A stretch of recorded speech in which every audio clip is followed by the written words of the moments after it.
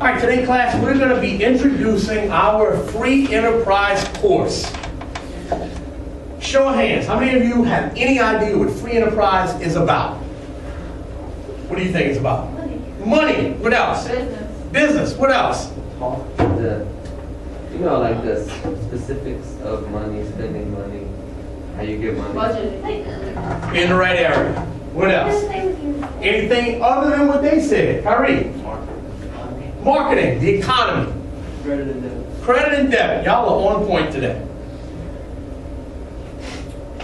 Free enterprise is my all-time most favorite class to teach out of all of the classes because it provides the most useful information out of all of the social studies classes on things that will help you throughout the rest of your life. You will learn things this 9 weeks that in the long run, throughout your adult life, will save you and make you hundreds of thousands of dollars. Kids always say, well, I gotta know this, because it will make you and save you hundreds of thousands of dollars. That's a great motivator, isn't it? Exactly. All right. One of my all-time favorite quotes. A lot of people misquote this. They think it comes from the Bible. But actually, it comes from old Chinese proverb that says, if you give a man a fish, he eats for a day. But if you teach a man to fish, he eats for a lifetime. What does that mean? Chance, what you think? Okay, well, if you can fish, you can catch as many fish as you want. You can eat like every day.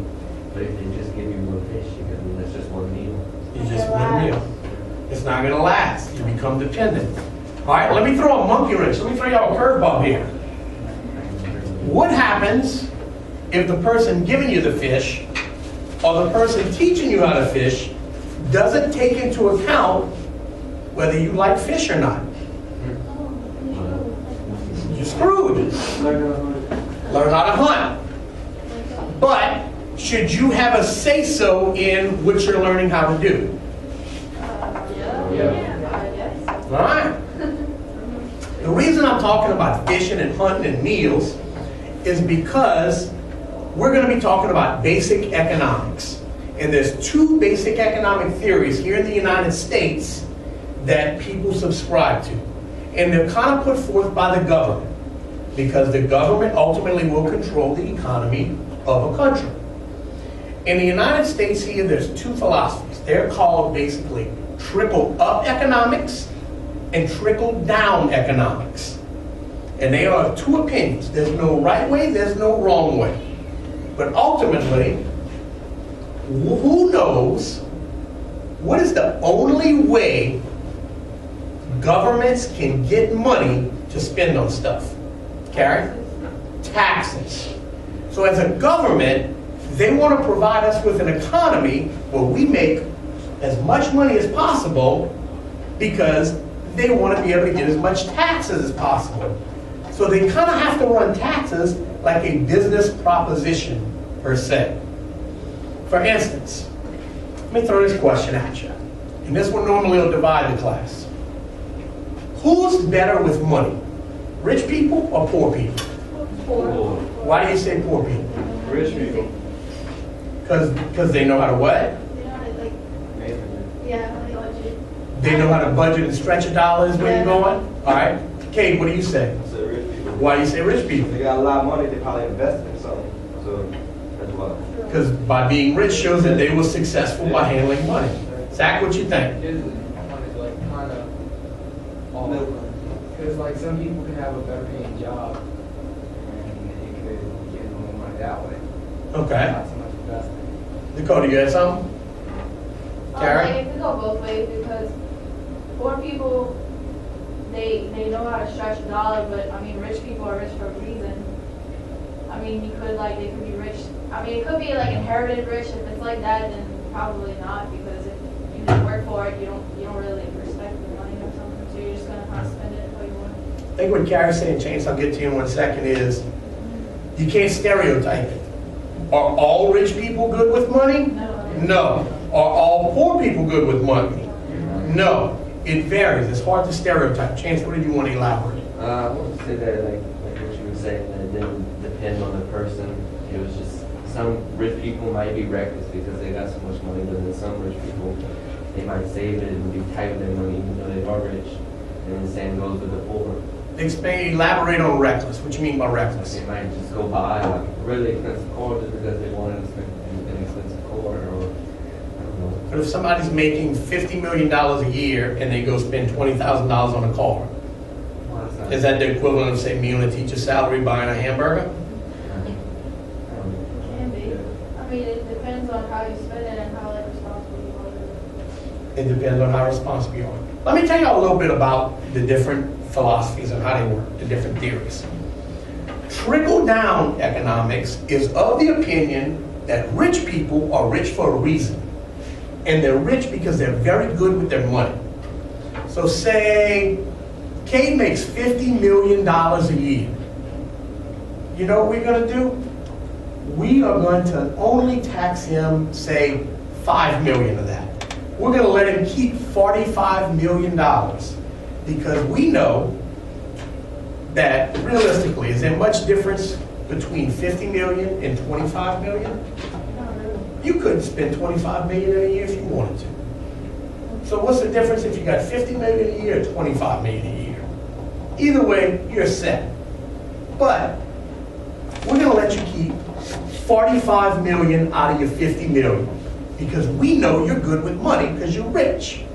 And we know that you're going to take that money and you're going to invest it and you're going to start new companies. And by starting new companies, you will need to hire who? Employees, thus creating what? Jobs. More jobs.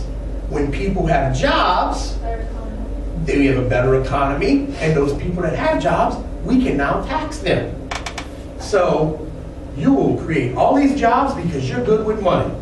And so rather than say taking half of your money, we could have taxed you for 25 million, but we only taxed you for 5 and let you keep that 20 million, and that 20 million you kept created so many more jobs. Hell, you created $50 million worth of tax revenue because you're good with money. That is the theory of trickle-down economics. Let the rich keep it, they create jobs, thus creating more taxes through that. The money will start at the top with the rich and trickle on down to the poor and build everybody up. That makes sense?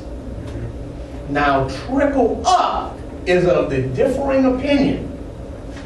They are of the opinion that 25 and 50 million, he doesn't need all that. So you know what? Out of your 50 million, we're going to take half in taxes. 25 million for us.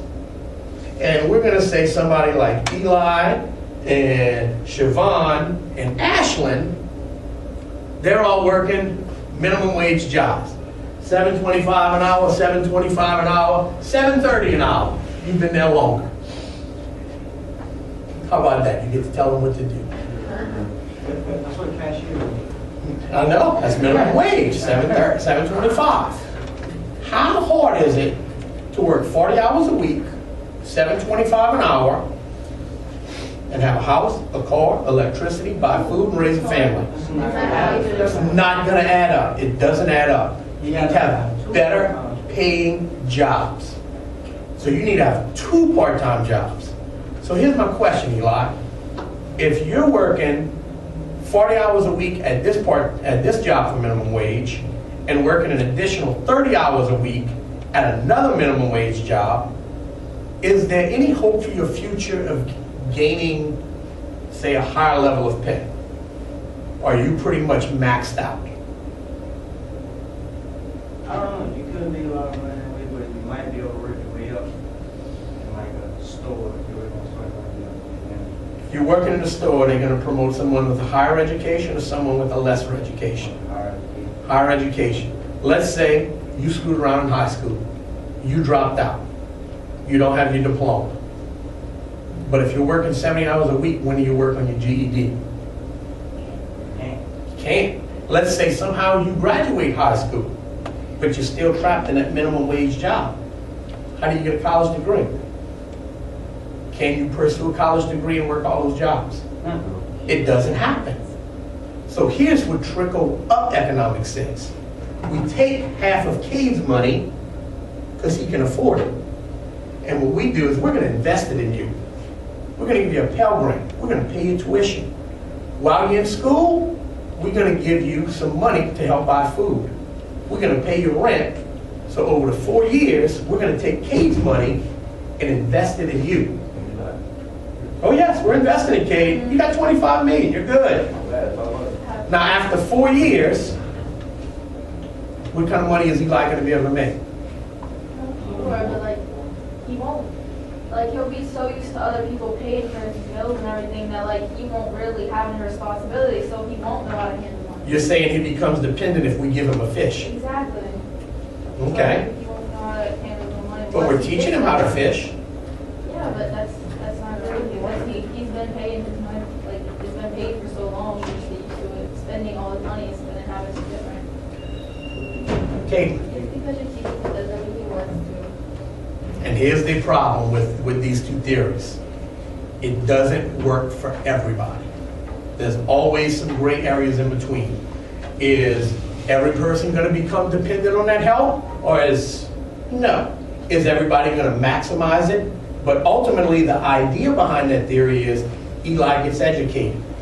Eli gets some drive. Eli finishes with his degree. Eli opens his own business. And in 10 years, Eli's making $50 million a year. So the way that these two theories offset, there's no right, there's no wrong, is just an opinion. And what these opinions do is they fuel the economy of the United States. Now,